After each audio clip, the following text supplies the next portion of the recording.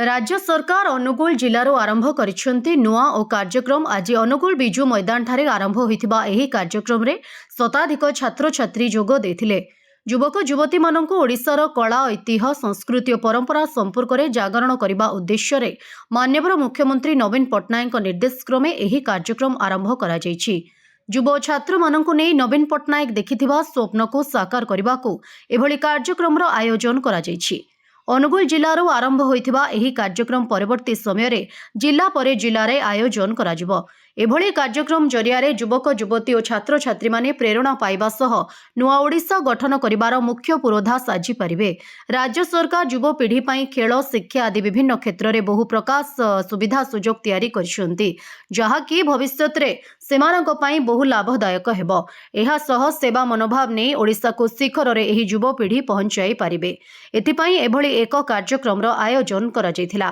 मो धन्यवाद देबे ओडिशा रा मुख्यमंत्री नवीन पट्टनायक महोदय को एवं 5T अध्यक्ष बीके पांड्यान महोदय को जो भाव में आज नूतन ओडिशा युव ओडिशा एवं युव ओडिशा नवीन ओडिशा कार्यक्रम आरंभ करिसेंती एवं प्रत्येक विद्यालय महाविद्यालय कार्यक्रम आरंभ कराई किछि दिन होगला 10 दिन 15 दिन होगला। प्रत्येक महाविद्यालय मध्य कार्यक्रम चली नूतन नूतन युव छात्र जो छात्री छात्री माने अध्ययन अच्छे से प्रत्येक क्षेत्र में केमी आग को जी शिक्षा क्षेत्र हो बा क्रीड़ा क्षेत्र हो बा डांसिंग हो विभिन्न निज भितर जो प्रतिभा सब अच्छी बा सोशल वर्क केमी करेंगे ताकू 14-15 दिन है विभिन्न कॉलेज मान कार्यक्रम कराउछि। आज युव महोत्सव अनुगुल जिलार समस्त महाविद्यालय एवं युक्त 2 विद्यालय समस्त छात्र छात्री मानकु ये अनुगुल जिले में कार्यक्रम युव महोत्सव कार्यक्रम कर यार अर्थ वार्ता दिया माननीय मुख्यमंत्री जो भाव में ओडिशार शासन भार नहीं विकास क्षेत्र में ओडिशा आगौची गोटे लक्ष्य अच्छी आजिका युव छात्र माने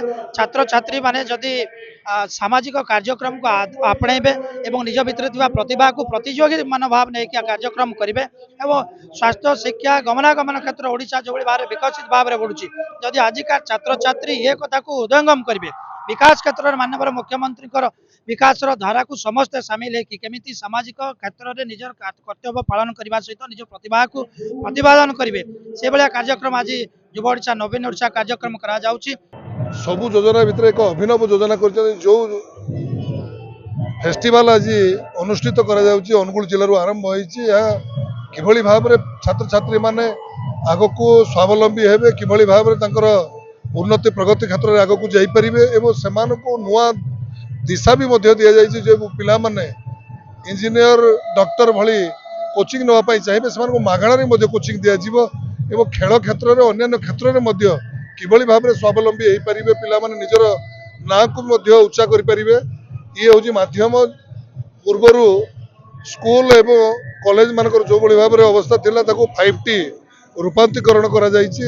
जोंथरे क्रीड़ा मंत्री तुषारकांति बेहेरा मुख्य अतिथि भावे जोग देथिबा बेले जिल्लार समस्त विधायक जोग दे छात्र छात्री माननकु प्रोत्साहित करथिले। एही अवसर रे विभिन्न क्षेत्र में कृतित्व अर्जन करिथिबा छात्र छात्री माननकु पुरस्कृत करा जायथिला।